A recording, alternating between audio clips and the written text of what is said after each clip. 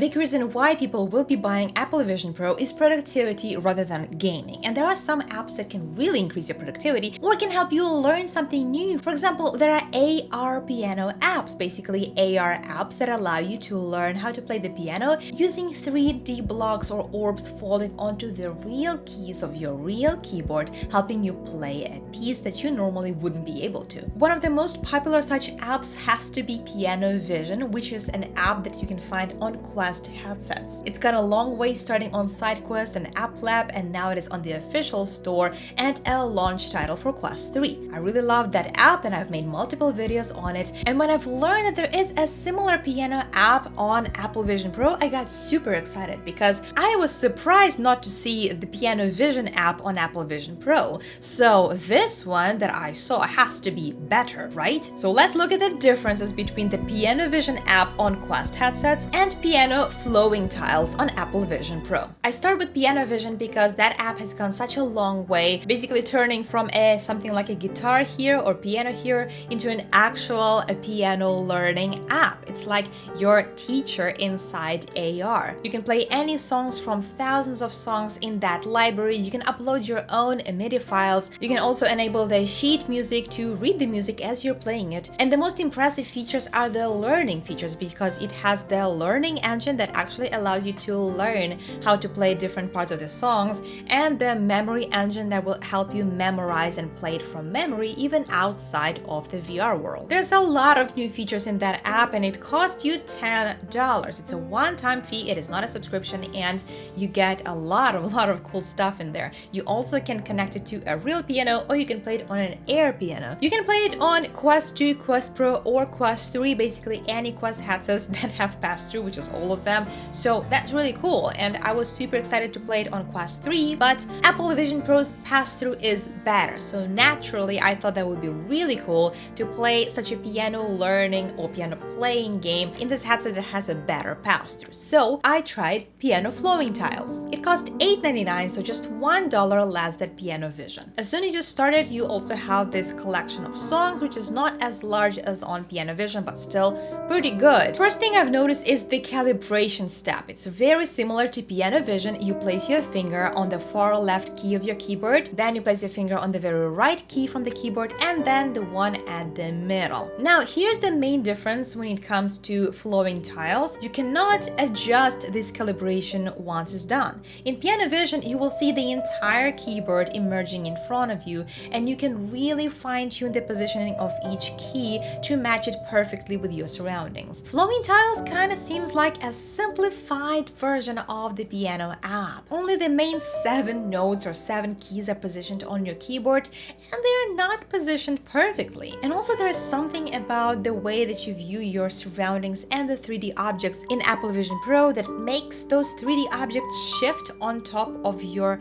real environment, and that just kind of moves the positions of them a little bit in space, which makes it hard to tell which key you're supposed to hit. And for me, that was the biggest problem. Basically, the 3D renderings of the keys did not match the actual keys that I saw on my keyboard, because they kept shifting around a little bit, and overall it was just really difficult to match them, even though the pass-through quality was better. You can reduce the tempo of the song so that it's easier for you to match with the music, but that's about everything you can do. You see, with Piano Vision, you can actually connect your headset to your MIDI keyboard, and that way the app will know when you hit the right key and when you didn't. So it has what's called a waiting notes. The song will wait for you to hit the right keys before proceeding to the next step. But Flowing Tiles is a much simpler app. All it does is simply plays the song without waiting for your input.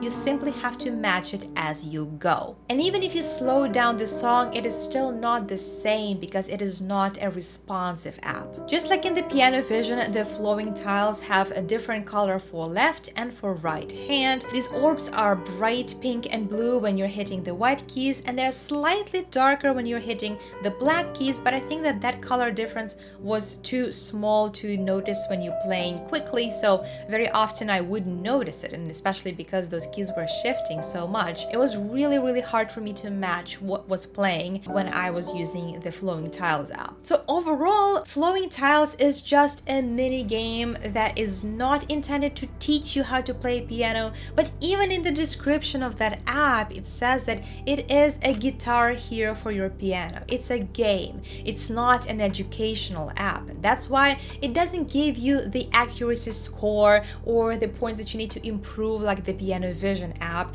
It simply allows you to play some pieces that are familiar to you, and maybe you have no idea how to play the piano. You can practice with zero experience and just have fun. But the problem is that it costs roughly as much as this huge comprehensive learning app that has so many more features that can actually help you acquire a new skill as opposed to simply play a game. And the fact that you can get so much more on a headset that costs 10 times less than Apple Vision Pro kind of makes you wonder, do you actually need Apple Vision Pro to improve your skills? You might need it for productivity, as you could see in my previous video, but I found it really disappointing that they would rather have a very simplified and dumbed down application to just play piano for fun instead of having a really thought through professional app that can actually help you develop a new skill, become better at playing, upload your own songs, and just have so much more functionality